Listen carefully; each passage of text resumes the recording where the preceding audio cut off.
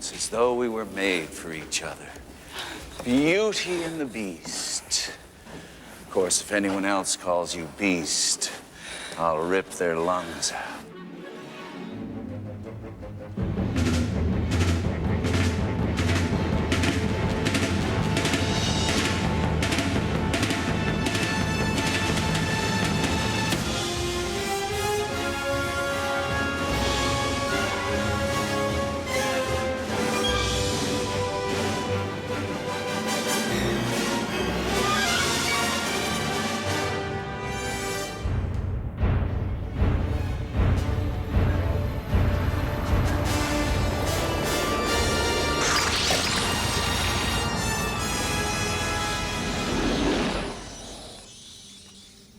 A lot of people think you're as dangerous as the Joker. He's psychotic. Some people say the same thing about you. What people?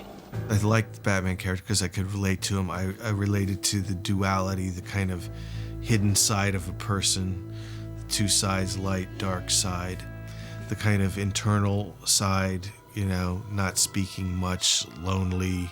That's something that just I could feel, and you know, it's always nice to feel the thing that you're working on, and so you can bring something to it, or at least emotionally relate to it. So it's those elements that did it for me. Tim has an incredible visual imagination and a wonderfully dark, twisted sensibility. So I think that his own sensibility was very, very much in line with Batman as we at DC Comics saw him.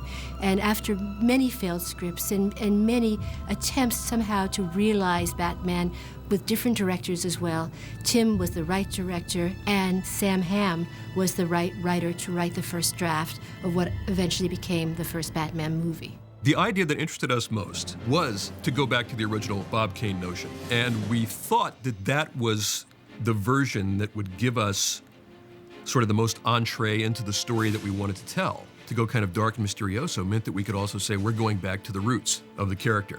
You know, we're kind of paring away all the detours that the character has taken over the years and trying to, you know, zero in on what this original concept was and what made it stick around for 50 years. Sam's approach, you know, was, I thought, really the right thing, you know, just it's in the same vein as those other comics, just taking it a bit more seriously, exploring the psychology of it. I mean, it felt like kind of new territory for that kind of movie at the time.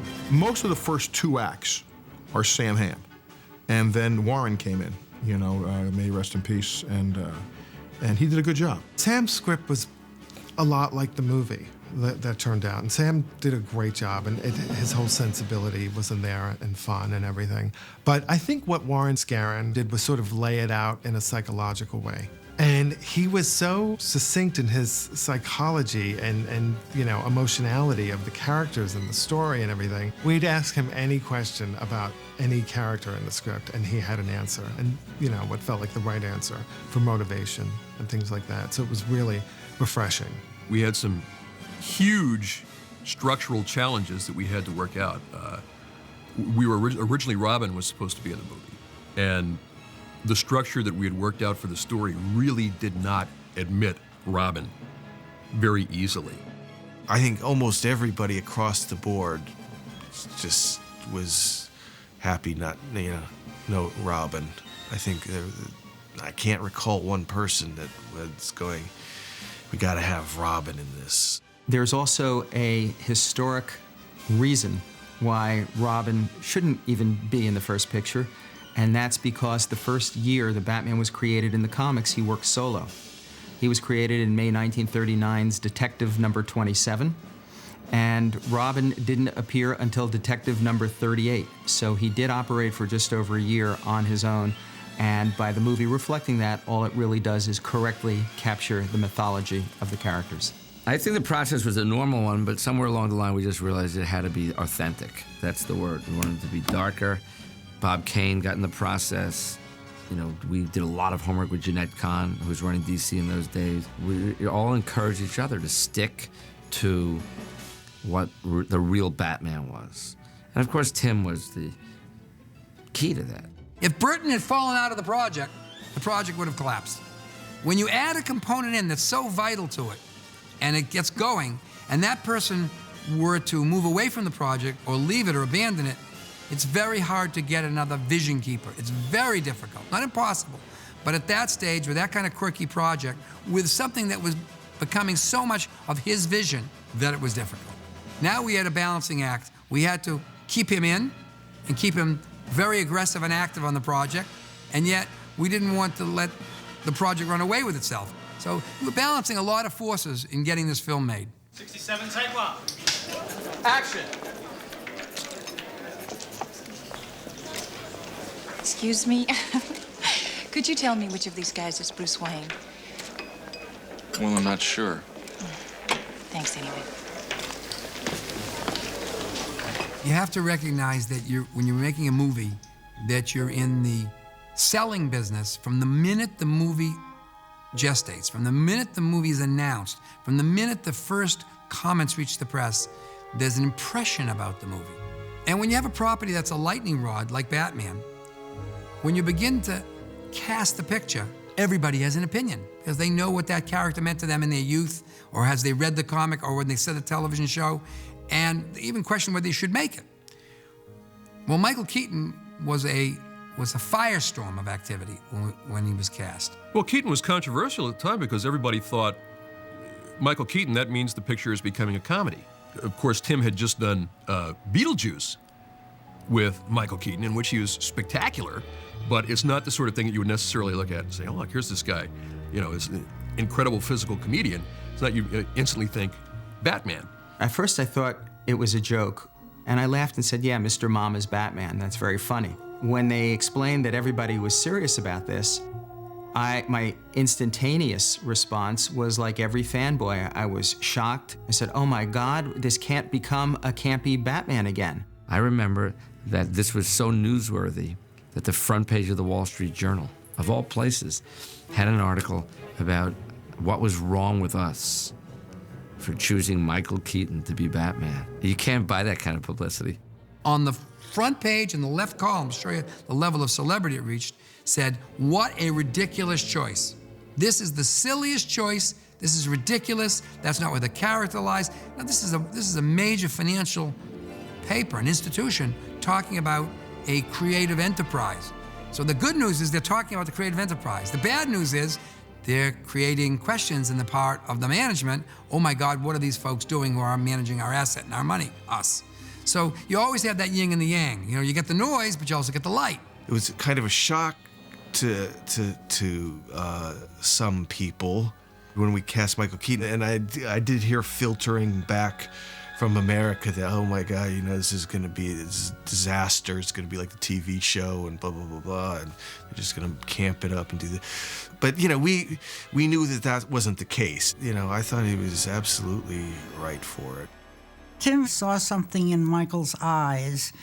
They were very alive and interesting, and a lot of the time he was wearing a mask or a cowl, and he needed what came from his eyes. I had cast Michael before that in a picture called Clean and Sober, and I knew he was a fine actor, but the eyes got him the job.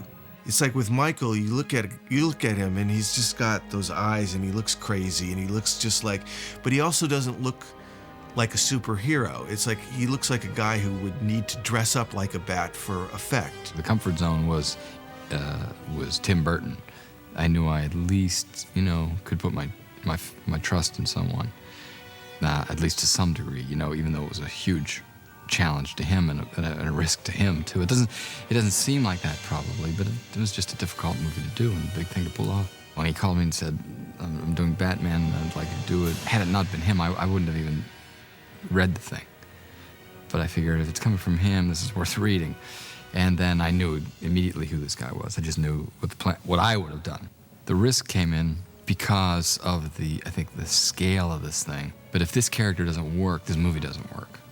Now, I kind of knew that, but I didn't want to think about that, or I was a dead man. What Michael Keaton captured was the traumatized Bruce Wayne, the neurotic Bruce Wayne, the Bruce Wayne who you could believe could at night put on a suit and go out and fight crime. Tim indicated, I don't exactly know how to put a serious actor into a Batman costume without getting inadvertent laughs from the audience.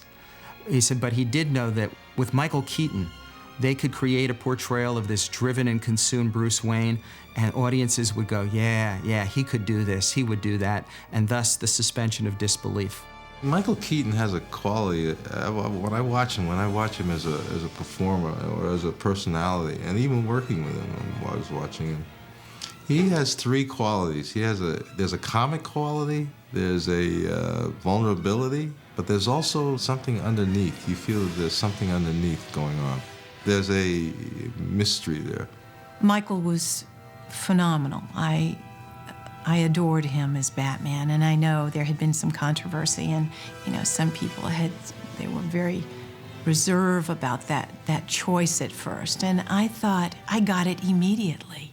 And there was something about Michael that I could just see as an orphaned child. I bought it. I bought it from day one. Being a big fan of irony, I just think it's great from, sitting back and looking at it all. I just think this is great fun. But no real vindication. I mean, it wasn't all that severe, just people saying, except for the hundreds of thousands of people who were protesting in the streets, I guess. And when they hung me in effigy, that was a little, for me, harsh. Hello, Vinny. It's your Uncle Bingo. Time to pay the check. There was a conversation about who should play the Joker. And there were ads with Batman. There were names, Robin Williams, so many actors wanted to be the Joker that everyone had to be dealt with appropriately. Jack Nicholson as the Joker, it's like you didn't have to be a casting director. Nobody even have to say anything. That was just everybody's first choice, because he is the Joker. There's just no question about it. The fear is almost more like he's almost too perfect, but he's so great that he even transcends that. He even goes beyond your expectations just because he's so good. We had known Jack Nicholson for a while, and the idea was, would Jack play a role like that? This is not the kind of film Jack Nicholson played in. This is the guy from The Last Detail and One Flew Over the Cuckoo's Nest. We're talking about a force of nature, an acting force of nature. Jack was never one to just work with a director. There was no actor alive who respects a filmmaker more once he decides to do it. But he has to decide to do it.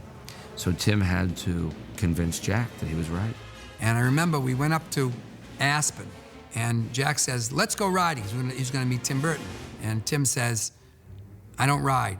And I said to him, you do today, And there's a picture of him on the horse with Jack. And Jack's a good rider, really good rider. And Tim Burton looks like he discovered God on that horse. I was terrified, and it's like, I'm out with Peter Guber and Jack Nicholson on horseback, up in Aspen. I'm going, I didn't realize this was horseback riding was part of my job description, but it was it was a surreal moment. He was not a happy camper, but he did it, and Jack committed to the project. I don't know because of the horse riding, but I think that they had a good bonding there, and that moved the project yet further ahead. Once somebody like him gets involved, it just raises the bar of everything else, and just creates a buzz about it, an excitement that just permeates everything, really. I was afraid, because of my feel of the television series and the way movies tend to be done and talked about, I didn't want this to go through the normal, let's brighten it up for the kids, you know what I mean? I thought this was a very strong, in every way, transitional movie about the genre, and really why they wanted me in there. In other words, on a superficial level at that moment, it gave it, this is not just another cartoon movie. It changed the nature of the comic framework into a film, from a movie into a film with the inclusion of Jack Nicholson. There was something to be discovered there by the critics and by the media, because they would find it intriguing that Jack wanted to do that. Part of the thinking in getting Nicholson was really similar going back to the Marlon Brando concept in the first Superman picture. You get such a great deal of respectability for the picture, for what you're trying to do, that not only does that help bring audiences in from young to old, but it also makes it very attractive to other major stars to want to become the next Batman villain, to follow in the footsteps of Jack Nicholson. When Jack entered the movie, the balance of the movie started to shift a little bit. So you wanted to, play to your strengths. The Joker became a little bit more than he actually was in the earlier drafts, which is only smart. You make the changes. It's no different than a sports team making the adjustments at halftime or something like that. To this day, I always took this performance more seriously than probably anybody in the world, because I looked at it that way. My early experience told me from working for an audience full of children, the more you scare them, the more they like it. The worse you are, the better, because that was my response to the Joker. I mean, after all, this is a hateful occurrence, this man, and if you looked at it literally, every kid loves this guy, I believe, and I particularly love just the name, Joker. It's fantastic. The studio felt the marquee of Michael Keaton and Jack Nicholson changed the nature of the film, and he recognized that, and they negotiated a very strong deal, especially in the back end, because it was a short schedule. Turned out not to be a short schedule, though. And because of his presence, and because of his performance, and because of the weight of his existence, really, he made an incredible, indelible imprint on that genre and on that film, and made a lot of money, and deservedly so. Hi, I'm Vicki Vale. Vicki Vale, yeah, photographer, Vogue, Cosmo, yeah. Listen, if you want me to pose nude, you're gonna need a long lens. Vicki Vale was originally Sean Young. It wasn't Kim Basinger. Kim had to come flying at the last second. Sean Young was there. She was there for 4 or 5 weeks of pre-production, and Sean wanted to go and practice her horse riding, but she fell off, and we were about a week away from shooting. Falling off that horse was something that just kind of, I couldn't hang on. I just couldn't hang on, and there's kind of a poetic symbolism about that. It's like, in a way, I look back at that particular time in my life and I go, wow, I wish I'd been able to hang on to that horse. I wish I'd been able to do that, because then the turning point in my particular career, I would have been able to stay on the film. I would have been in a big box office hit. I would have been able to go on to other big box office hits. I would have, and then that kind of domino effect would have occurred in my career. So that was the turning point in my career where that didn't happen. Unfortunately, Sean Young had to be replaced, and at the time, it was quite a panic, if you like, to recast her. John Peters and myself, Tim Burton, huddled, got on the phone with Terry Semel at the studio, talked about several actresses. Kim was right at the top of the list. Everyone got excited about Kim Basinger, and I think I had to be the one with Barbara Kalish faxing the script to Los Angeles all night, every page. This was in the 80s, so the fax thing was different. I think it was much more a case of who is available tomorrow, who can fly to London tomorrow night, who is capable of doing this part. There was a lot of who's available, and it very quickly, there was you only got 3 or 4 people that could actually catch a plane in 2 days' time and come to England for 3 or 4 months, 5 months to make a movie and be somebody who they could put up on a marquee and say, this is Vicki Vale. And that's how Kim got it. They called me and I found myself on a plane over to London. That's actually how quick it happened. I had no time to think. I just found myself walking onto a set, and I remember the first day I walked on this set, I said, this is not a movie. This is an experience. This is a phenomenon. This is just, I just knew in my heart this was going to be far more than just your average movie. Kim luckily came in last minute, and it was kind of, I think probably a strange circumstance for her, because she's kind of like last minute thrown into this sort of boys club, all these guys, where's the girl, but she was great. I think she gave a really solid, she you know, with this kind of material, somebody like that, her and Michael and the other actors that give it a grounding, you know, you're taking this sort of fantastic material, but trying to find a reality in it. And she was always trying to, you know, just find that real strong, simple reality. And I think it helps this kind of a film quite a lot. It was like Alice in Wonderland. I mean, it really was. I didn't know what to think of it. I really didn't know at first, and I was submerged in just a small fraction of it with the car and, of course, Michael and his outfit. It was just wow. It really was wow. And what number are we starting with? Is it going to be 1 week, 2 weeks, a year, 6 months? We're going to do it in 5 days. Any officer in this city that is proved to have done anything wrong is going to be out so fast he will not know what hit him. The things that keep you going in a shoot are the actors and the crew and what you're seeing, you know, and therefore that's really it. And I remember Pat Hingle, Billy D. Williams, Michael Goff. I mean, everybody that we got in there are real, you know, great actors and just up the level of what the project was. I like working with him because he leaves it, he gives you the problem, he explains how it works and says, now play with it. He does leave a lot to you, and that's exciting, and encourages you to go in that direction, you know? Tim doesn't live here on the ground with the rest of it.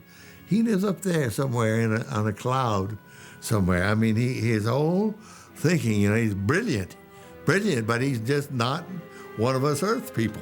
He was so tuned in on the take, you know, on the whole thing. Tim, I mean, this is Tim's creation. I mean, John Peters, got to give him credit with Peter and John for putting it together and staying with it for a long period of time, because they went through a lot of drafts. But, you know, it's Tim. I mean, I have to say Tim. So those are the forces that were at work. Each one helped the other. And that was what you wanted to try to have happen. And I think the chemistry that Tim and the studio and ourselves brought to it was as much by the movie god as it was by our own divining and skill powers. I mean, the movie god plays a role in it. It's like you have to work real hard, get the right thing, and get a little lucky.